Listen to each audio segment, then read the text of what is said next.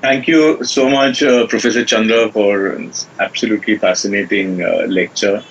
I'm sure many in the audience have questions, so please put down your questions in the chat window, and I'll just pick up a few. For the moment, I'll start with some that I have. Uh, Professor Chandra, when we refer to the arts in the Indian context, we are alluding to a diverse range of traditional art forms, some of which date back several centuries. And we are equally talking about arts that are very much born out of the present reality. Do you see a tension between the two in terms of intent, themes, narrative, and such other related areas? Would you say this tension would also extend to pedagogy and worldview? How would a university address this tension?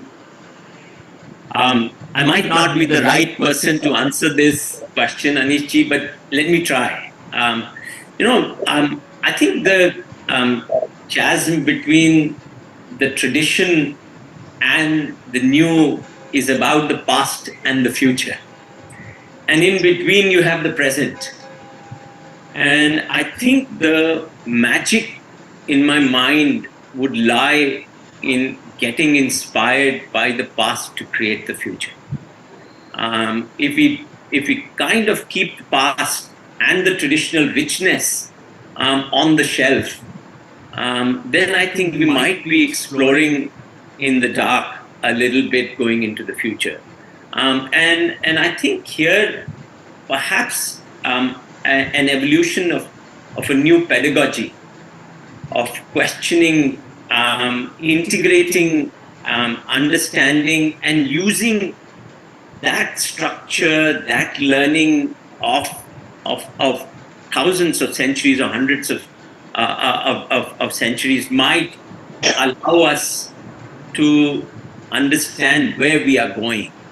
However, if we make that past an albatross, then I think we have a very massive challenge. And that's why I feel if art is posited within a critical thinking framework, then we will learn and we will question. And we will then design a future which probably of art, which is probably that much more exciting, contemporary, while at the same time drawing many of the inspiration as well as rules and regulations from the past. The challenge that I find in our education today is that, and this is not in art alone, it is almost in every discipline.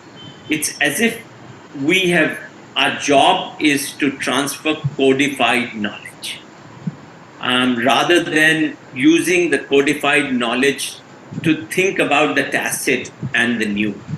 And I think a liberal art education is eminently poised to really help us think of a newer pedagogy for doing Thanks very much. One more question from me, and then I'll open it up.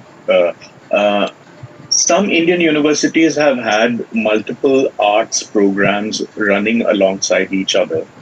Yet, there have seldom been any efforts to have these arts talk to each other in an institutional sense. Would you agree with this assessment? And if yes, why do you feel this has been the case? Is it because the teachers have chosen to maintain a strictly separate identity? If so, do you feel this would be a major stumbling block in any effort to execute an integrated arts program, even if this were the most experimental of programs? How would this challenge be met at an institutional level? Yeah, I think you've put your finger on the biggest challenge institutionally that one faces, and I think the problem goes. I feel the problem goes at two levels. One is in terms of the structure. in economics, there's a paradigm known as structure, conduct, performance, which says if you are locked into a certain structure, that structure forces you to behave in a certain manner, which leads to certain outcomes. And I think we are locked into a certain structure which is defined in an academic institution by departments. These departments are very narrow.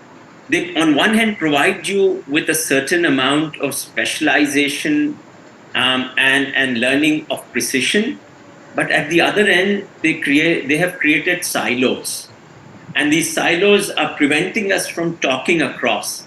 Now, even in those environments, an enlightened governance can allow you to create a curriculum where there is opportunity for multiple departments to come out and do something.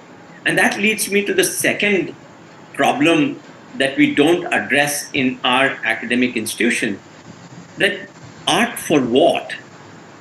If you ask this question a little bit, it is, if I want to answer, let's say art for problem solving, then it would require many arts to come together, because I know to solve a complex problem, I can't have just one discipline be able to do it. So, if we, even in the existing structure which is siloed, if we can create platforms where many come together to create an outcome, I think there's a likelihood of us learning from others. We in our institution have actually started by changing the structure. We have no departments. We have a school as a sentinel entity. So you have a ethnomusicologist sitting next to a physicist, who sits next to a historian, who sits next to a biologist lab, and which allows for a conversation of very different kind happening very serendipitously, as well as in a formal way. So you can create such platforms whereby which provide opportunities for people who are skilled in different arts to come together, inform each other, learn from each other, and be able to collectively do something. So our hope is, it's this structure and this focus a little bit on problem solving that we would like to exploit to overcome this challenge that we see in traditional institutional settings. Thank you. There's a question from Ragini Pasricha. Is arts education or even interdisciplinary practice being promoted in India today? And if freedom is to be taught as a cherished value, is the political system today supportive of it and financing it? Or are we talking at cross purposes? Social problem solving and pragmatism don't go hand in hand. Academicians who work with subaltern movements are being called anti-nationals and imprisoned. Well, how can I disagree with such a wonderful exposition of our times? But I'm there's a very interesting. Going to paraphrase, but they're very interesting line in Italo and Calvino's book Invisible Cities, where this guy says, the author says that in these times of infernos, there are two ways in which you can manage. One is to become an inferno, and second is to save those who are not inferno. So I think a free mind or a flexible mind is also very adaptive. And art is adaptive. And it provides you with such wonderful vistas through which you deceive the oppressor in a phenomenal ways, and keep lots of young people and their perspective and their worldview and their integrity alive for a time when hopefully when the darkness lifts. And I think it's, I completely agree with Ragini. I mean, it's, but at the same time, we have to continue creating ways in which you, at the moment, if I can't protest, then at least I can safeguard this feeling of protest in myself for a time when I'm able to. I can't let it die out. If I let it die out, then I think I've lost the game, whether it's art or any other discipline per se. Yes. Also the fact that critical thinking is essential, and the expression of that critical thinking through various media is essential. Even if you can't go out there and protest, Absolutely. at least you will keep on thinking about these issues. Absolutely. And would you agree that Absolutely. the political system or the establishment very rarely will finance such projects? They will never find. Yes, They will never find. but at the It's not same in time, their one interest. yes, but at the same time, I guess academicians should continue to train their students. Absolutely. And I think this is exactly what the role of academics then become in such times, to keep this questioning alive in minds and hearts of young people. And our job is not to provide an answer. Our job is to create a platform for young people to become independent minded so that they can critically think for themselves, whichever Right. way they want to think. But so long as they question, I think the academic has done their job in whichever domain they are. Right. Thank you so much. There's Stan Lobo has asked a question. Let me just look for this. Chaitanya, if you can find some questions there, please do. Okay, Yeah, there's a there is. I question. can read. I can Yeah, read yeah, and yeah. Lobos. All right. I've read. Okay. I No, can but read. there are some comments, but there was a question which has escaped me now. Are you There's one there? here. Okay, Anjum. Yes, It yes. says, Go ahead. can you share an example of a university or college in India Yes. which is not preparing students for jobs degrees, in your own words, instead focusing on what Gandhi, Tagore, JK wanted education to be: enlightenment, equality, citizenship, respecting diversity, respecting inclusiveness? Kindly give real-time examples if you have. You know, just because an institution of that kind doesn't flourish today doesn't mean that it is can't be an aspiration.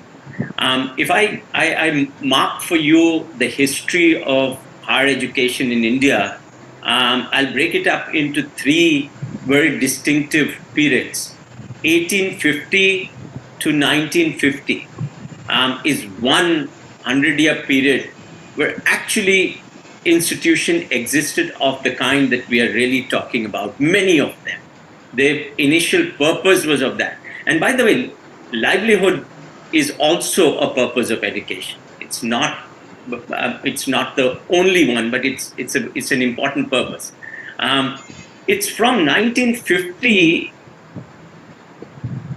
Okay, looks like my screen Somebody got changed.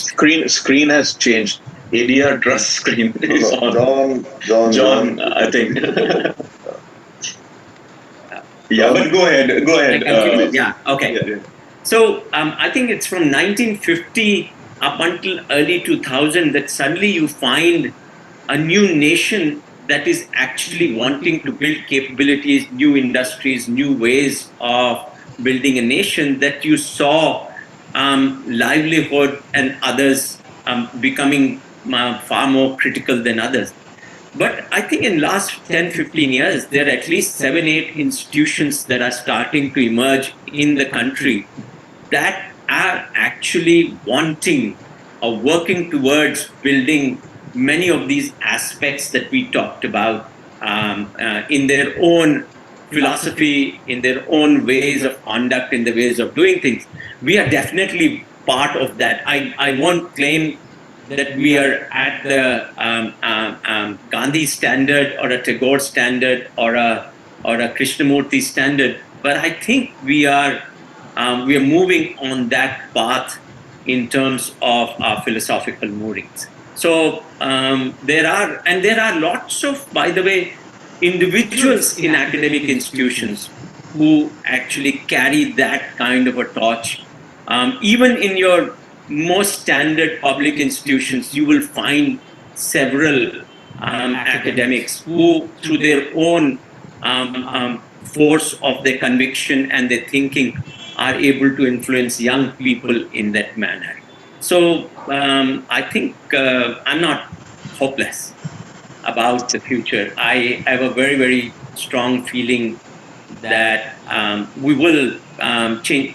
You see, when governments, and this is true anywhere in the world, when they take over financing of institutions in a very big way, then they start to control it also. And when they control it, and large numbers as they are in India, they control through standardization.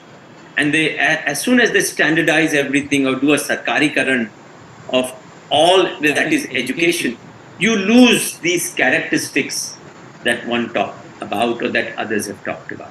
And I think there's an emergence in many corners that you will see that's slowly happening. It might be green shoots as of now, but I think there are people and institutions that would like to move in that direction more significantly.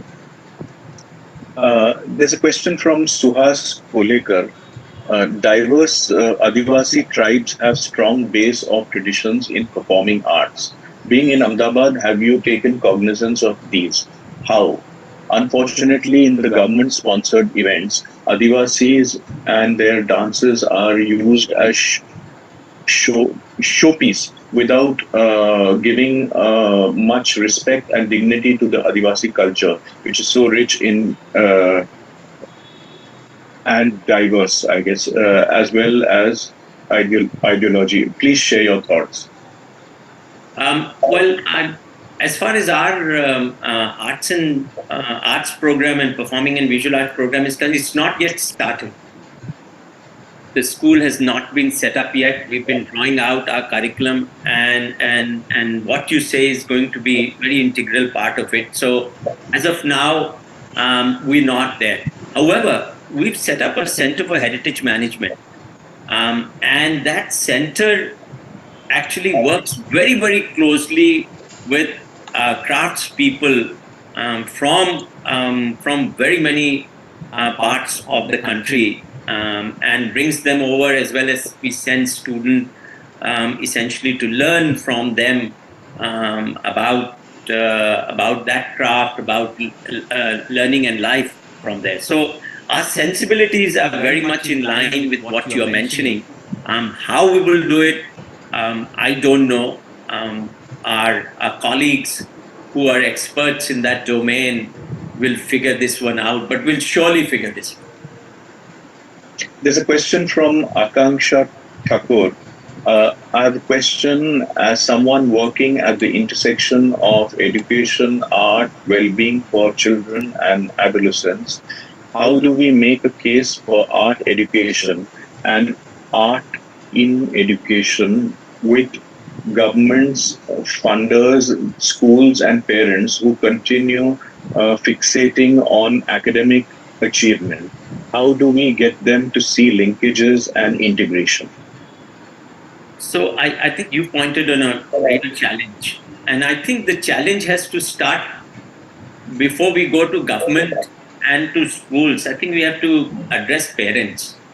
The biggest driver of much of appreciation many a times are home.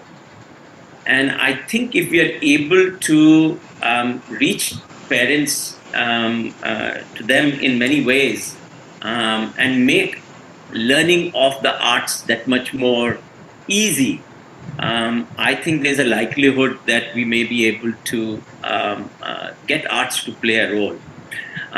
When it comes to institutionally, there's nothing in a curriculum structure that prevents us from doing that. At Ahmedabad University, for instance, every student, irrespective of what you've come here to study, has to do a course in performing in visual.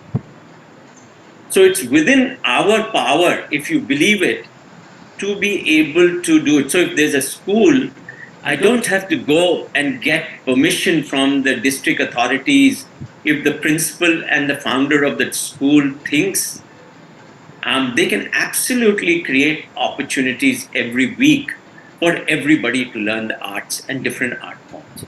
So, and I think many of you who are so well versed with the art and have a voice, an important voice, can play that role in terms of getting schools to, if they can do a skill period, they can also do music and performances, and especially doing this collectively. It's this individual learning versus group learning, I think, that matters a lot, which probably can also be very critical, play a critical role in terms of people engaging both with the arts and using arts for purposes of their own wellness. So I think it is doable, but we need to reach out to find the right decision makers, because the government's curriculum framework, whether it is in school or higher education, has enough leeway. But if we go to the government to get it embedded as mandatory stuff, I'll tell you that mandatory stuff will be structured in a way which we will probably not like. There's a question from Krishna Parolia. But before I go to that question, I just urge all of you to read Professor Chandra's book, Building Universities That Matter. It's an extraordinary study in the history of education in India and what he envisions as the future path. So do read that, and some of the questions that you have put down here may be addressed in greater detail in that book. I'm sorry if I'm not able to take all your questions. Some of you have sent rejoinders as well, but it may not be possible. Now, going to Krishna Parolia, is the new education policy propounded by the current Ministry of Education, does it show some green shoots of critical thinking? So, wonderful question from Krishna, who's my childhood friend from Allahabad. I'm so glad that he's here and also asking this question. I think the new education framework does provide that opportunity. But whether it will get implemented in the way we desire is a very big question. Because in my worldview, education is a sociological process. Learning is a sociological process, and every school and every college has its own culture through which it learns. The problem with government policies are that they create a template, and they impose that template on every school and every college and every program, which then leads to people just doing compliance. So they'll definitely say, okay, have a course on critical thinking. But critical thinking is not about reading what is critical thinking, define critical thinking, and then asking questions on that. But it's about living questioning and creating that independent mindedness in everything that you will do. My fear is that it will probably not get done in the way we desire in most of the places, because it's also being done, unfortunately, being led by bureaucrats and who have very low engagement with the process of learning. And consequently, it will probably, some enlightened teachers in schools and colleges, some enlightened principals, etc., will probably do a wonderful job, because they'll adapt it, they'll create mechanisms, they'll choose how to execute critical thinking and other ideas which are very well articulated in that new education policy. So we'll have to wait and see. Mm. Professor Chandra, just before I go to the next question, I'd like to highlight here Dr. Ranade's thinking um, about research and critical inquiry. Uh, all the work that he did, and correct me if I'm wrong, Anjum, was not funded through any grant proposals that he wrote out. That was a passion that he had, and he would he had a wicked sense of humor, and he would often say, that every subject needs a grant proposal. Only then will you start, embark on that journey. But he really felt, I mean, he told each of us to, start your work, don't think about the funding or whatever else. And that's how we as practitioners of the arts also, I mean, I don't mean to be autobiographical here, but I started at a very young age, and I didn't think of grant proposals. So it's just a passion that drives you on.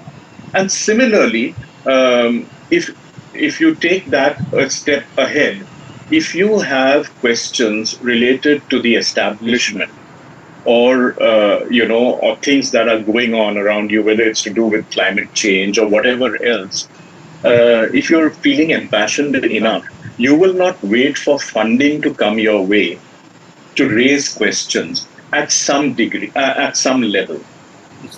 Yeah.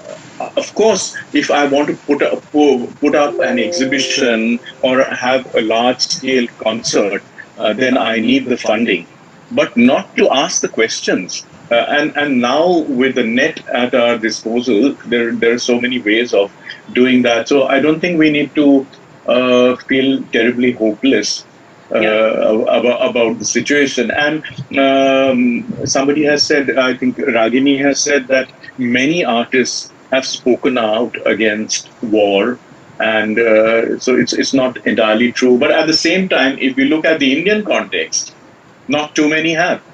Yeah. Not too many comment on anything that happens, in the country.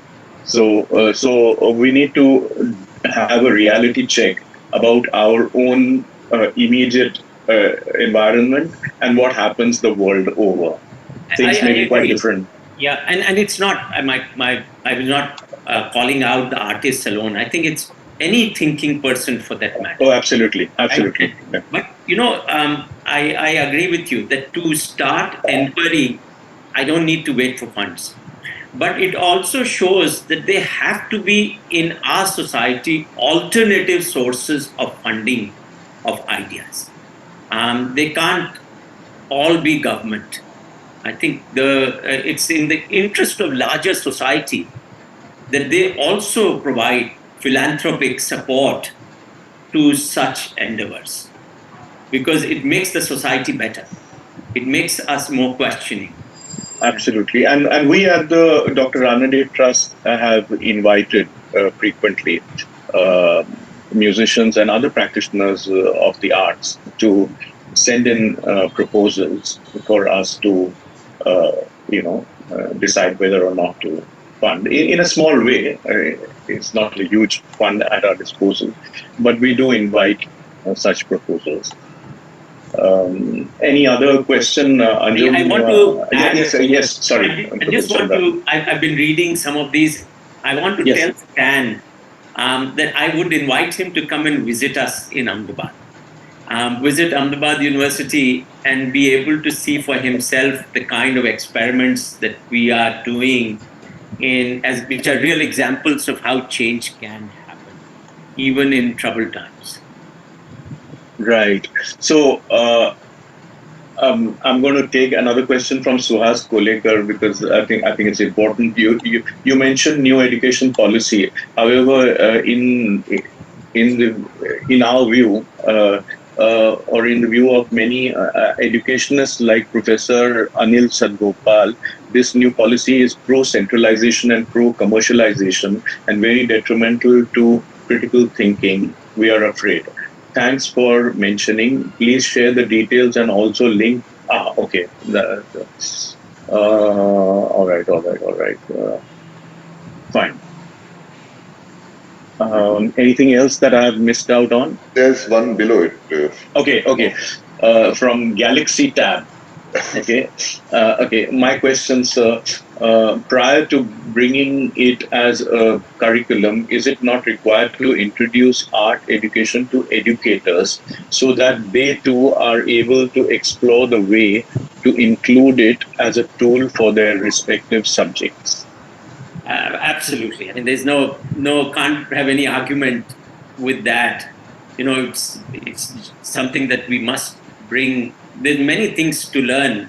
Physicists have to learn from art. And chemists have to learn many other things. So in that sense, I'm completely with the Galaxy Tab A on the comment, and how we do it is also a question. I think the key is how do we bring it into schools very early on. But if they don't do it in schools, it doesn't mean that at higher education level we should not do it. She actually, Professor Chandra identified herself. She is Jayalakshmi Jain. She teaches. She's Oh, is that right? Okay. whistling Sorry. woods. Okay. Sorry, I Okay. missed Yes. it. Yes. Yes. Sorry, Okay. There's one question from Ragini Pasricha. Are gender and social inclusion integrated into every course that is taught in your institution? What a wonderful question. I won't be able to say yes to your your question. I think our intent is very clear, but I don't think every course brings that in. And I think we are leaving it to the instructor a bit too much many a times. But this is something that we must keep at the back of our mind, for sure. Right. I have a question. Yes. How would an institution accept the challenge of an artistic narrative that faculty and students could come up with, which may be at variance with the university's stated vision, or which may be questioning the establishment in the widest sense of the term? So I think let me answer it at two levels. One, the vision of an institution cannot be an individual vision of authority.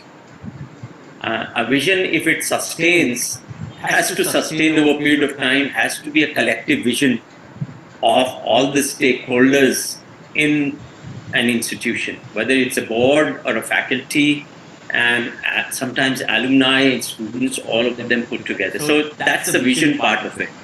But I think it's very critical that faculty and students be able to question authority wherever they are, whatever is the decision making. I always keep saying at Ahmedabad University that you can ask any question and say anything so long as you say it nicely.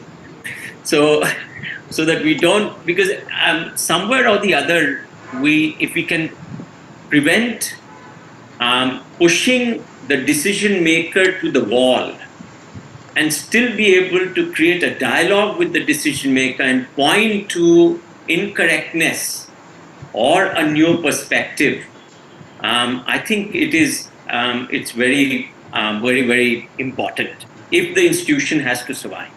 Now the next question is, how do you execute it?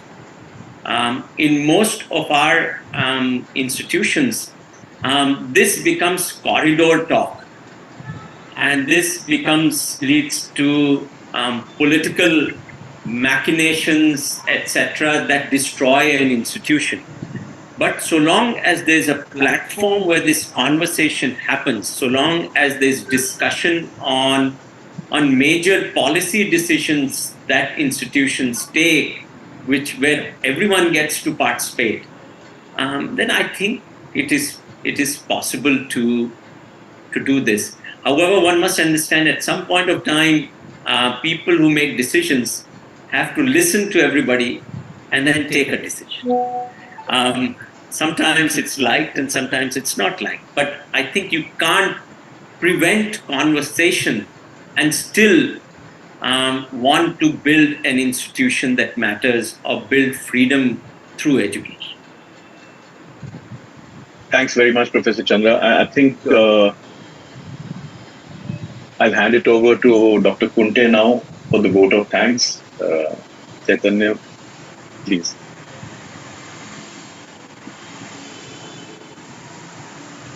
Am I visible right now? Because there is some problem with my camera. Don't worry, we can see your photographs. No, Yes, he's there, except that there's But it's not moving. it's not moving. Yeah, it's a Okay. still picture. But that's okay, I think. On behalf of Dr. Ashok Ranade Memorial Trust, I extend a very hearty vote of thanks to Dr. Pankaj Chandra for gracing the 12th Dr. Ashok Ranade Memorial Lecture and delivering such an engaging and enlightening lecture on this online platform. His talk, while setting out a new perspective on education, has opened many issues and questions, especially about art education, the role of art education for understanding the world, solving social problems, and making it more valid. This insightful presentation was indeed an apt tribute to Dr. Ranade, because in Dr. Chandra's talk, we can see reflections of Dr. Ranade's thoughts about art education, Dr. Ranade's experimentations in art pedagogy. And I visited Ahmedabad University last month for a special lecture on Pandit Kumar Gandharva, and I have witnessed the experimentations that Dr. Pankaj Chandra is executing over there, and I'm very hopeful about this situation. I thank Dr. Aneesh Pradhan and Anjum Rajabali for curating this lecture, and Mr. John for providing the technical support and making this lecture possible in this online platform. I also thank all viewers and enthusiasts who participated in this event and who made this lively. Lastly, I hope we will all meet again next year for the 13th Dr. Ashok Ranade Memorial Lecture. So, thanks.